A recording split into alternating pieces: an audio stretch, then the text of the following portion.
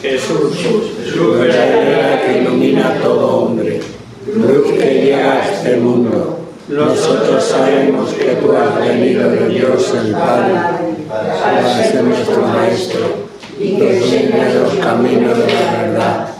Las palabras que oímos de ti son espíritu y son vida. Pero tienes digno aquí el trono de tu bendición.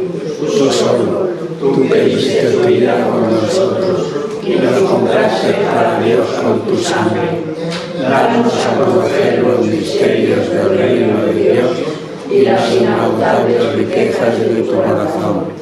Descúbrenos los tesoros de la sabiduría y de la ciencia de Dios que en ti se ocultan. Haz que tu palabra penetre en nuestras almas, guíe a luz nuestros pasos, ilumine nuestras sendas hasta que amanezca el día en que nos esperas. Tú vives y reinas por los siglos de los siglos. Amén. Muy bien. En una espina de Inmaculada Concepción. Pues vamos a empezar ya donde lo habíamos dejado el lunes pasado. Y primero que nada, no hay que recordar que el día de la Inmaculada Concepción, que es el próximo lunes, es fiesta. Entonces eso no hay ni que recordarlo. Sin embargo, a la semana siguiente, el lunes 15, sí hay clase. Y ese día tenemos clase especial.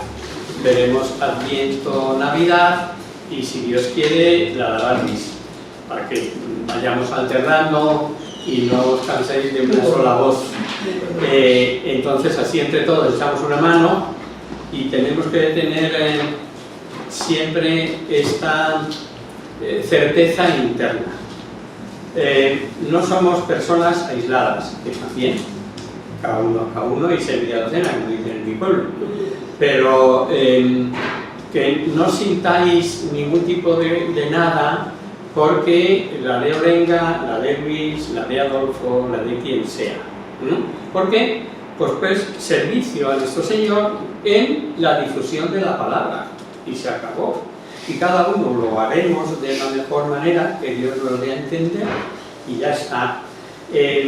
Os decía ahora, porque lo acabo de comentar aquí no me acuerdo de tu nombre, que hay un tiempo precioso para resolver dudas de un día para otro en ese cuarto de hora que queda de que termina la misa y empieza la clase. O sea, si habitualmente terminamos a menos cuarto la Eucaristía, pues en punto, habitualmente a las 7 empezamos. Pues ese cuarto de hora tenéis ahí, apuntaros la duda, la observación que os parezca más niña.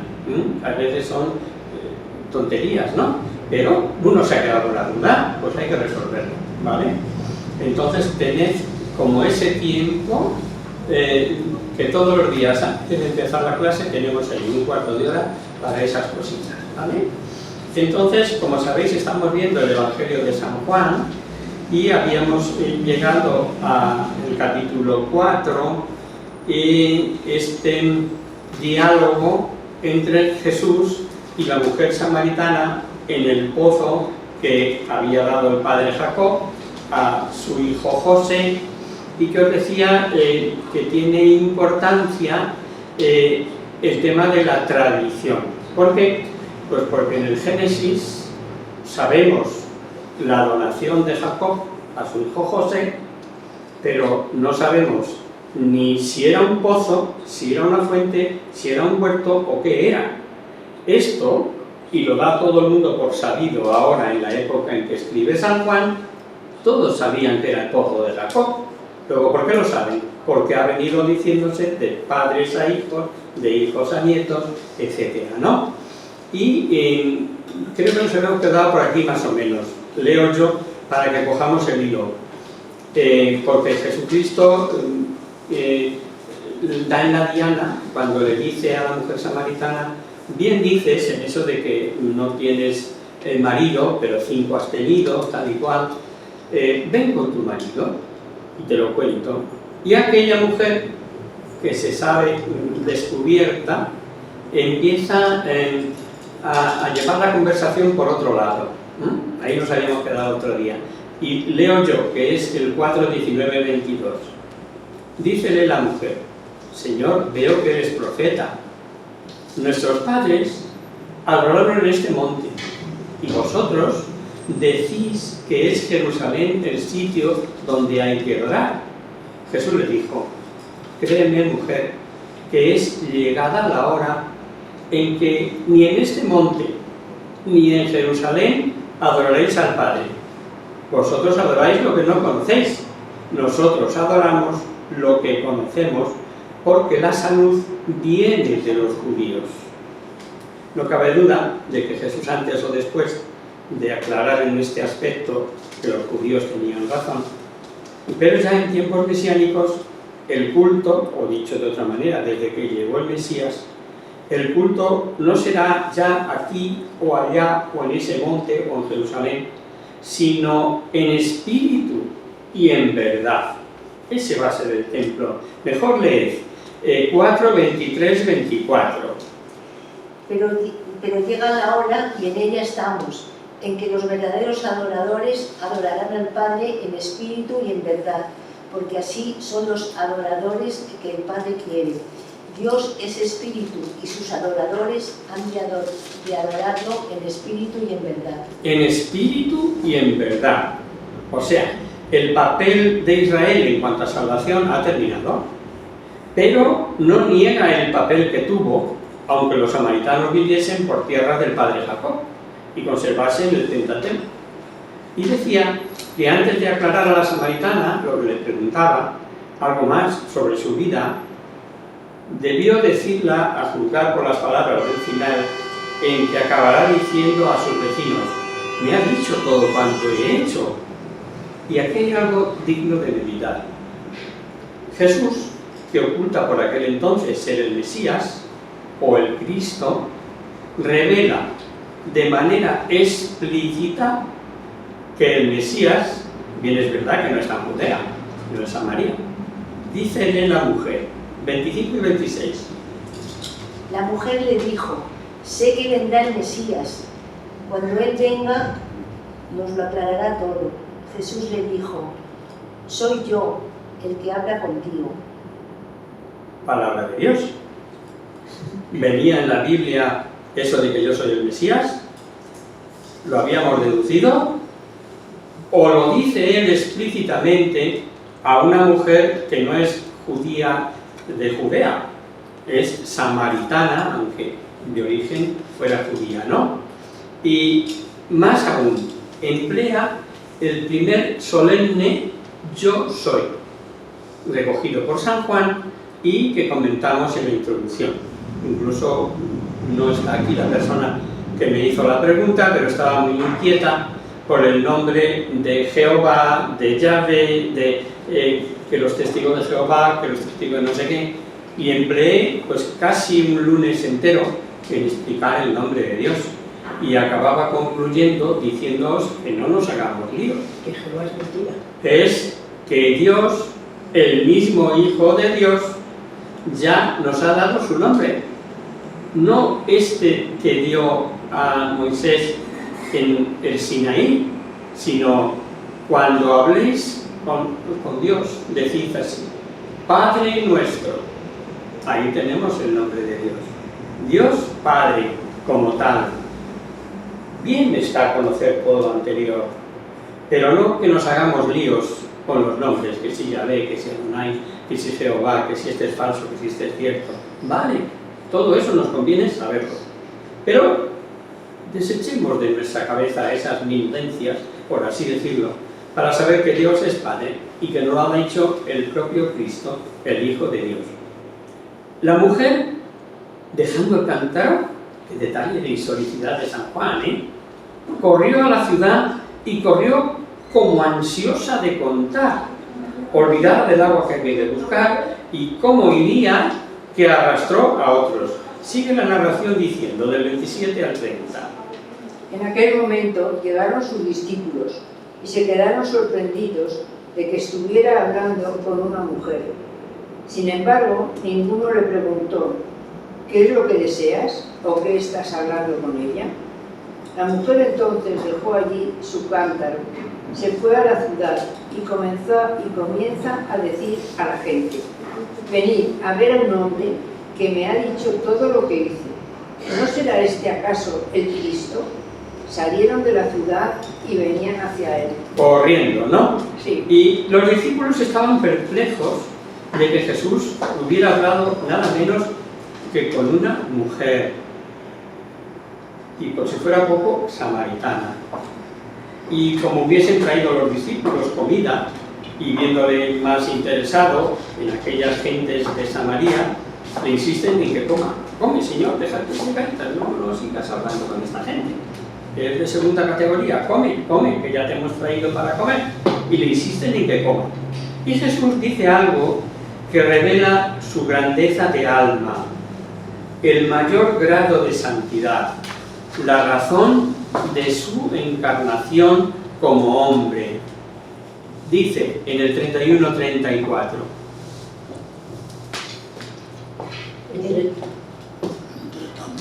Sí, una voz.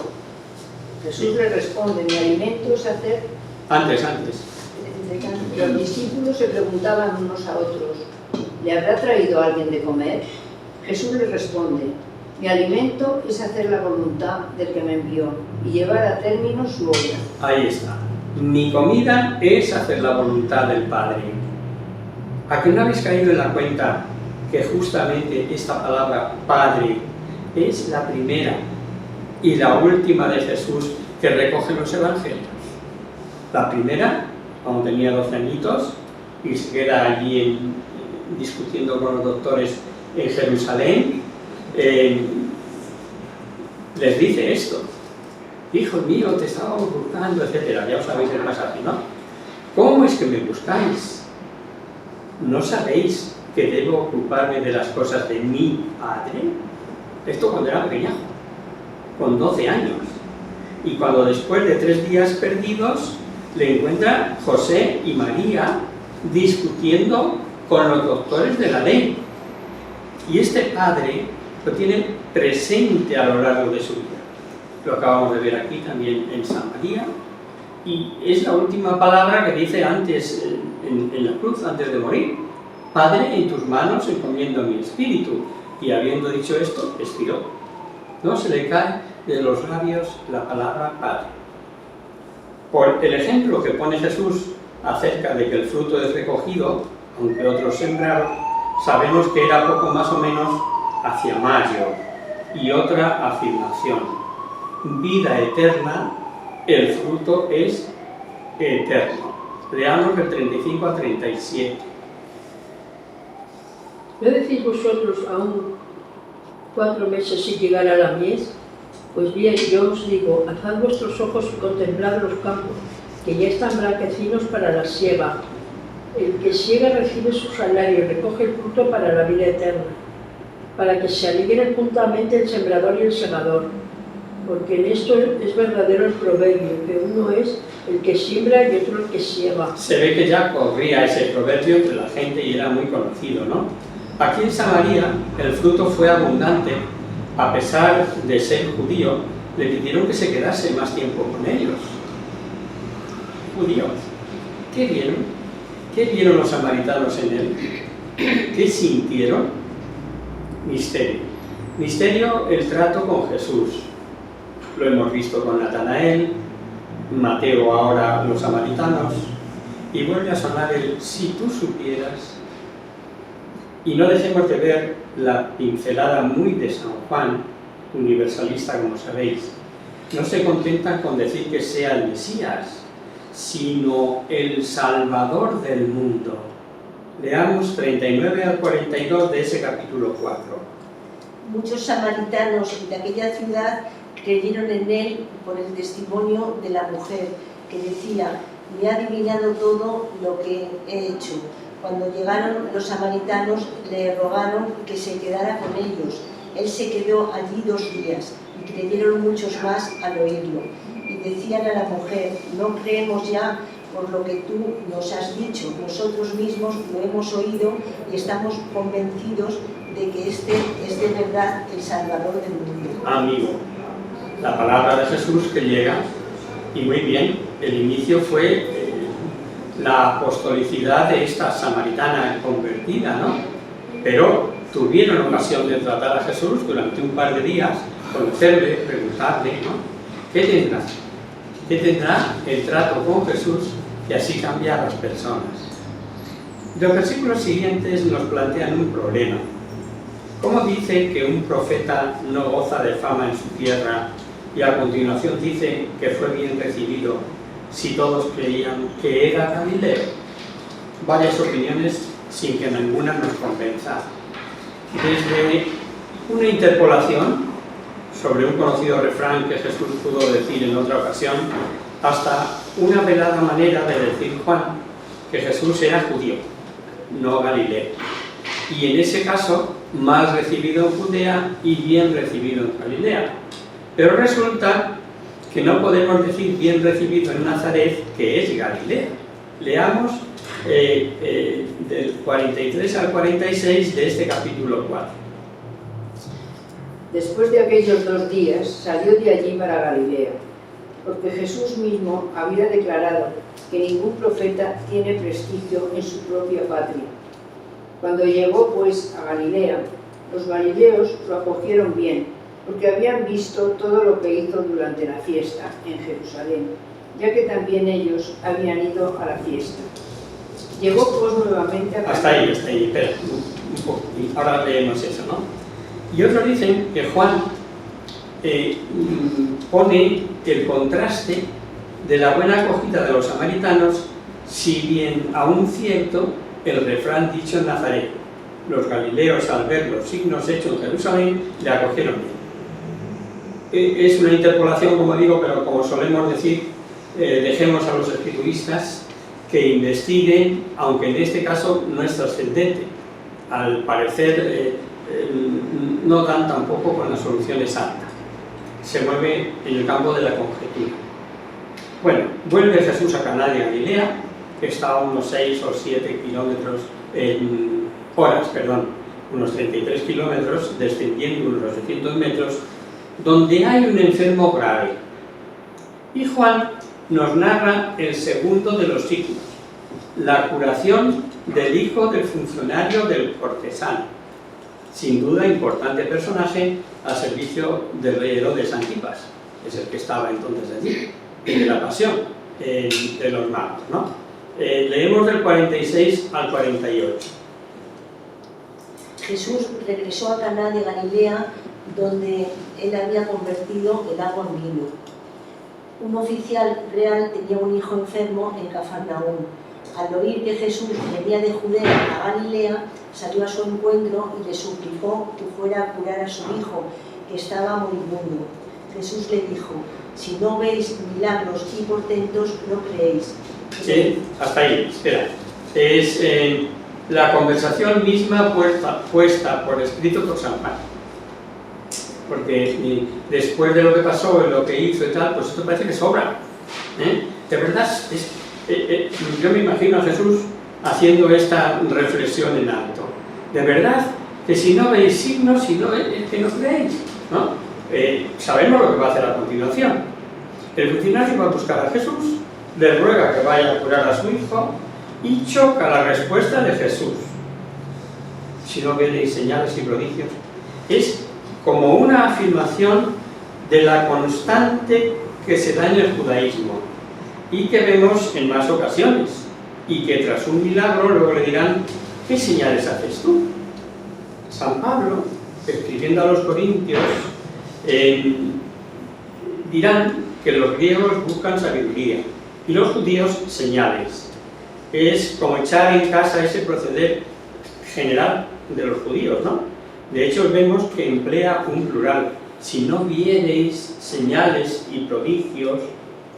Pero, amigo mío, cuando hay de verdad necesidad, se mete uno el orgullo en el bolsillo. ¿A que sí? Tal vez Jesús intentó excitar la fe, como diciéndolo que se puede creer sin ver. Y si hubiese sido esta intención de Jesús, dar pie para creer, lo cierto es que lo consiguió, pues creyó y marcha sin insistir en que vaya con él Jesús. Lo leemos, 49 y 50. El funcionario le suplica: Señor, baja antes de que mi niño muera. Respóndele Jesús: vete, tu hijo vive. Creyó el hombre en la palabra que Jesús le dijo y se fue. Efectivamente, creyó, no insistió. Y de camino, esas 6 o 7 horas que os hacía mencionado, le salen al encuentro con la noticia. Y como al ponerse el sol, ya sabéis que es el día siguiente, le dicen que ayer, a la hora séptima, hacia la 1 del mediodía, mejor lo leemos, 45 al 51.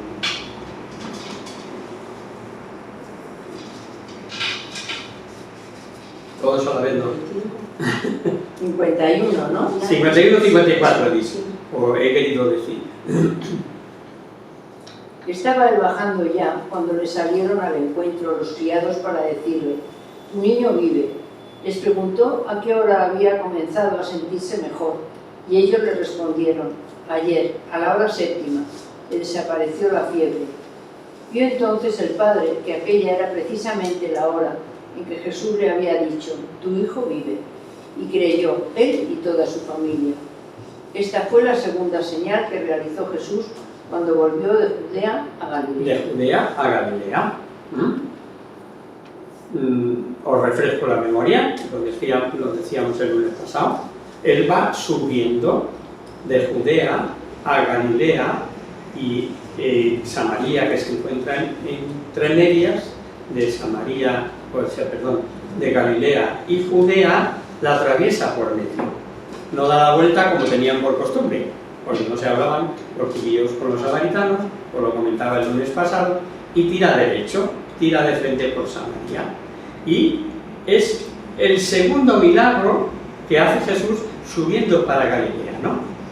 Al repetir que creyó él y toda su familia, después de haber dicho cuando había sucedido, exacto la hora, lo creyó, y lógico es pensar que seguramente creyeron en mucho más que en un Jesús profeta milagroso, taumaturgo, sanador, curador, sino que creyó él y toda su familia en el Mesías. Y el capítulo 5 habla de una segunda fiesta en Jerusalén, y cuando se habla de la fiesta de los judíos, sabemos obviamente que es la Pascua, o la fiesta principal, pero este capítulo comienza diciendo que hubo una fiesta. ¿Cuál? No sabemos. Aquí Juan no especifica como otras veces. Y analizando la cronología de los hechos, tal vez, como apuntamos a la introducción, este capítulo iría tras el sexto, con lo cual el orden sería 4, 6, 5, 7. Pero para nuestra explicación tiene poca importancia, ¿no?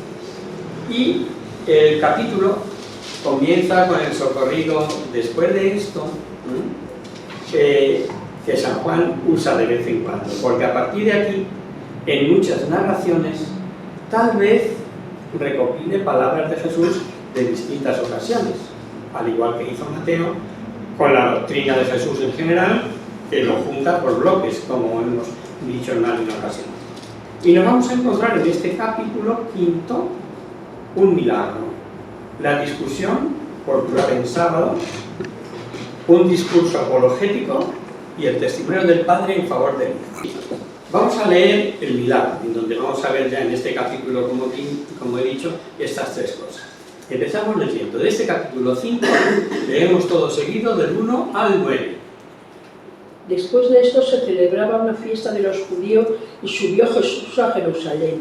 Allí en Jerusalén, junto a la puerta probática, una piscina llamada en hebreo Betzata, que tiene 5 pórticos. En estos yacía una multitud de enfermos, ciegos, cojos, mancos, que esperaban el movimiento del agua, porque el ángel del Señor descendía de tiempo en tiempo a la piscina y agitaba el agua, y el primero que bajaba después de la agitación del agua quedaba sano de cualquier enfermedad que padeciere. Había allí un hombre que llevaba 38 años enfermo. Jesús le vio acostado y conociendo que llevaba ya mucho tiempo le dijo: ¿Quieres ser curado? Respondió el enfermo. Señor, no tengo a nadie que al moverse el agua me meta en la piscina, y mientras yo voy, baja otro antes de mí. Díjole Jesús: levántate, toma la camilla y anda. Al instante quedó el hombre sano, y tomó su camilla y se fue. Nos habla de una piscina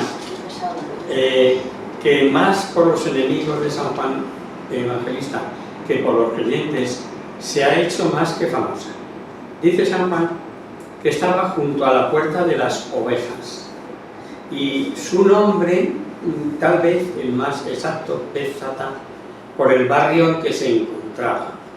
Esta puerta, llamada así por pasar allí las ovejas con destino a los sacrificios del templo, es conocida en el Antiguo Testamento. La construyeron los repatriados, es decir, los que volvieron del destierro. Pues bien, el nombre de las ovejas viene lo de probática, que encontramos en otras traducciones, como nombre de la piscina, porque originariamente allí se lavaban las ovejas para los sacrificios. Sea por lo que fuere, tenía este nombre y estaba. Y sabemos que Jerusalén es la ciudad más veces destruida y sobre las ruinas de cada destrucción de las edificaciones, por lo que representa un filón único para los arqueólogos. Así las cosas, los detractores de turno del Evangelio de San Juan creían ver en San Juan un simbolismo para todo y decían: no existen ni restos ni pruebas de edificaciones en los tiempos de Cristo que sean pentagonales. Juan dice que la piscina tiene 5 pórticos. Luego es un símbolo más. Sin duda se refiere al Pentateuco, los 5 primeros libros de la Biblia. Esto unido a que el enfermo llevaba 38 años, los mismos que duró el peregrinar de los israelitas por el desierto, total. Eso de la piscina probática, historia nada de nada. Todos son símbolos y se quedan tan frescos. Pero Dios nuestro Señor, que a veces permite que la arqueología ponga en evidencia a los listorros de turno, permitió primero que por un famoso arqueólogo, Mans, y luego por los padres blancos, en 1800 y pico, 1870, 68, apareciese sin ningún género de dudas la famosa piscina. ¿Tiene razón en lo de 5 pórticos? Sí. ¿No era pentagonal? Claro que no. Sencillamente era un paralelogramo irregular, no rectángulo del todo, pero con un pórtico en cada uno de sus lados laterales, por lo que aparece el quinto arco, los 4 y el que divide 5. Tenían razón el de los 5 pórticos, pero no era pentagonal. Y esta posibilidad de contar con 5 pórticos, sin pensar en pentágonos o en otros símbolos, lo había aventurado Orígenes ya en el siglo III. Hoy se visita. Si vais a Tierra Santa, os encontraréis con la piscina probática o la de la puerta de las ovejas que decía. Y allí se ve, se nota en la excavación, porque no se ve piscina, sino simples ruinas, se nota que arranca, o debería haber arrancado, en ese paralelogramo rectangular, otro nuevo arco. Hay piedras de lo que debió de constituir ese quinto arco. Esta piscina se llenaba con aguas intermitentes y posiblemente termales, nos atrevemos a aventurar, y no sabemos por qué, tal vez por alguna curación ocurrida. El caso era que la creencia popular es que quien primero se metiese, al removerse el agua, sanaba de cualquier enfermedad. Y como ello suponía algo milagroso, achacaban el que era un ángel el que agitaba el agua de cuando en cuando. Sería milagroso ciertamente el caso de la piscina. Para Dios nada es imposible. Pero si analizamos milagros, como por ejemplo las piscinas de Lourdes, vemos que eso de curarse es más por fe que por saltar el primero o bañarse en la primera, en la cuarta o en la quinta de las piscinas de Lourdes, ¿no?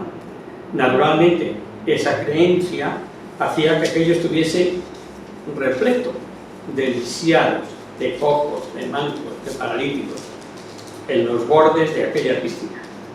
Y un dato a tener en cuenta es que importantes códices falta eso de que un ángel agitaba el agua.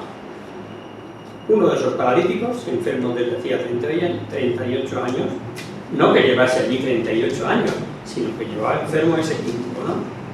Estaba esperando la difícil oportunidad de meterse primero en la piscina al removerse el agua. Y Jesús le hace una pregunta que parece tonta, o que la respuesta es obvia. Si tú estás hecho polvo y estás esperando esa situación y estás allí al lado de la piscina y te pregunta alguien, ¿quieres ser curado? ¿No? ¿Qué diría? ¿Qué diría, no? Pues cualquiera diría, hombre, claro, ¿qué me está usted diciendo? Pero ya, ¿no? Y el Señor se acerca, le pregunta que si quiere ser curado. Y lo que no cabe duda es que se le abre una lucecita de esperanza. Así Jesús lo que hace es elevar, excitar su fe. Y la escena es imponente.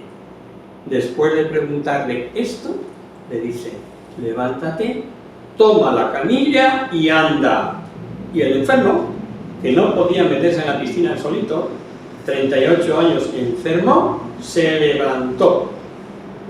Y el fariseísmo aparece otra vez. Es como que si Jesús pudiera decir lo que diríamos uno de nosotros, decir, tiene que ser pesados, tiene que ser pesados, siempre estáis con la misma, ¿no? Impresiona, como digo, pues era sábado. Y ni les importa el dolor de 38 años seguidos la incapacidad de este pobre hombre. El caso extraordinario de que por sí solo demuestra de que lo hace es superior a las leyes y valiéndose de falsas interpretaciones acusan al enfermo de cargar. 5, 9, 10.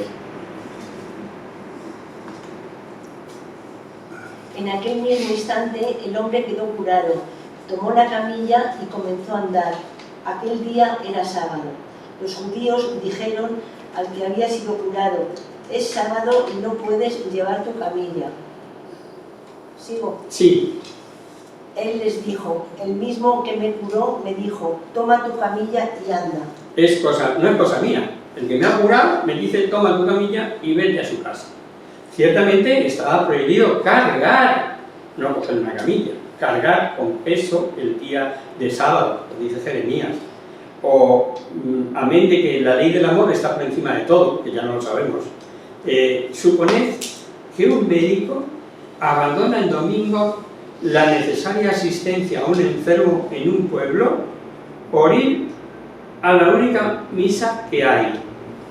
La respuesta del curado es contundente. Sigamos leyendo. Ahí hemos quedado en el 12 o 13 por ahí, ¿no? Al 15. Le preguntaron, ¿quién es ese hombre que te dijo, toma tu camilla y anda? Pero él no sabía quién era, porque Jesús había desaparecido entre la mucha gente que allí había. Más tarde Jesús lo encontró en el templo y le dijo, mira, has sido curado, no peques más para que no te suceda algo peor. ¿Sigo? Pues sí, termina ya. Él fue y dijo a los judíos que le había curado Jesús. Amigo, se acabó el pastel. Pues ahora ya sí sabe quién es, lo ha descubierto y dice, pues ha sido este señor. En palabras de San Juan Crisóstomo, es como decir, el que pudo sanarme y supo sanarme tras 38 años enfermo, sabrá mejor que vosotros si es lícito o no es lícito que cargue con la camilla. Y Jesús desaparece del tumulto, que sin duda debió armarse, pero, y esto es de San Juan, se las arregló para salir al encuentro del curado. Ya sabéis que los judíos siempre echaban las culpas a los pecados, incluso de los padres, lo que vemos en el mismo Juan. Y un poco más adelante, pero no es porque no estuviera la doctrina clara respecto al tema, ¿no? Sale aquel topicazo que ya había dicho Jeremías en el capítulo 31, que decía aquello de los padres comieron el agraz y los hijos sufrieron la adulterio. Eso quiere decir que en muchas ocasiones la causa de la enfermedad no sean los pecados, los propios pecados. Ahí están las enfermedades venéreas, por ejemplo, o el SIDA en muchos casos, en algunas ocasiones la cirrosis, etcétera, etcétera.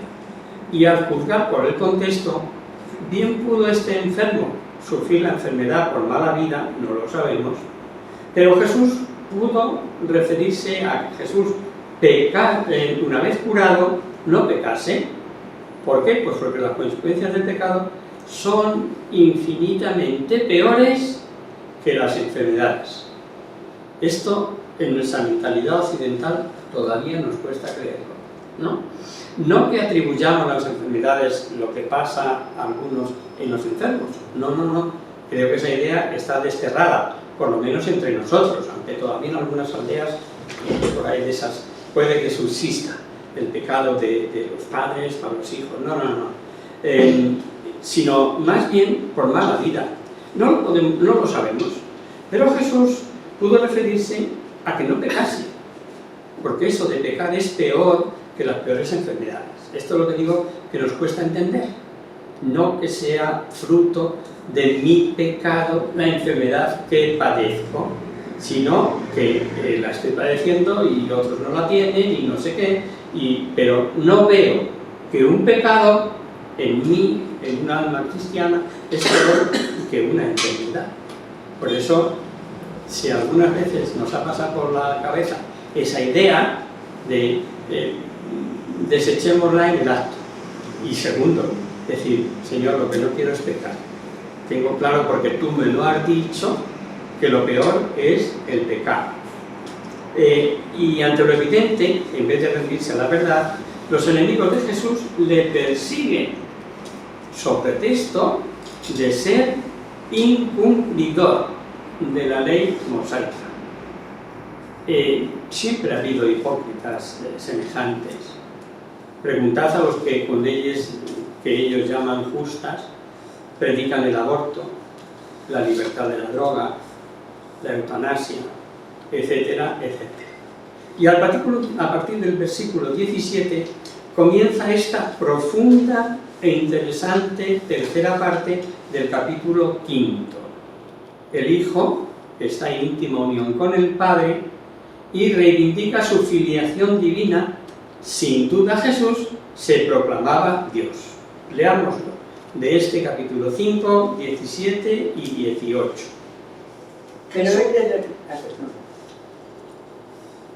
Pero él les replicó, mi Padre todavía sigue trabajando y yo sigo trabajando también. Por esto, precisamente, los judíos trataban aún más de matarlo, porque no solo quebrantaba el sábado, sino que además decía que Dios era su propio Padre, haciéndose igual a Dios. Haciéndose igual a Dios, pero con este chico que es, este chaval de la barba que ha entrado aquí y hace estas cosas, ¿quién se cree que es? Pues no está diciendo que es el Hijo de Dios, que es Dios. Pensad lo que sentiría aquella gente, ¿no? Y es importante considerar que ante eso que alegan los judíos, Jesús no niega, afirma el curar al paralítico no fue un quebrantamiento del sábado, sino actuar incesante de Dios en el mundo. Eso es lo que acaba de decir. Este actuar, siendo Dios un solo ser, es actuar Padre e Hijo, como mano y cerebro, obran conjuntamente haciendo lo mismo. Terminamos leyendo el 19 y 20. Jesús les dijo, os aseguro que el Hijo no puede hacer nada de por sí que no vea hacerlo al Padre.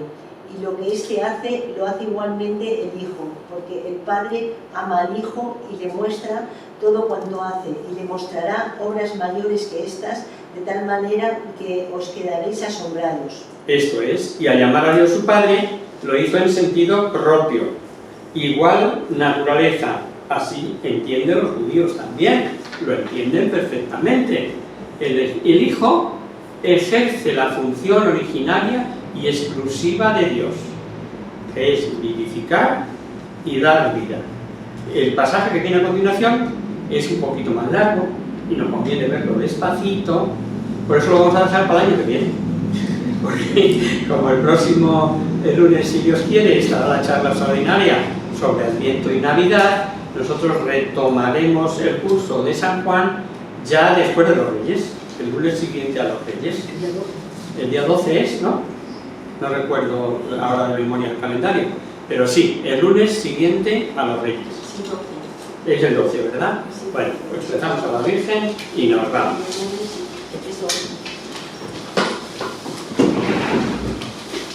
En el nombre del Padre, del Hijo y del Espíritu Santo. Amén.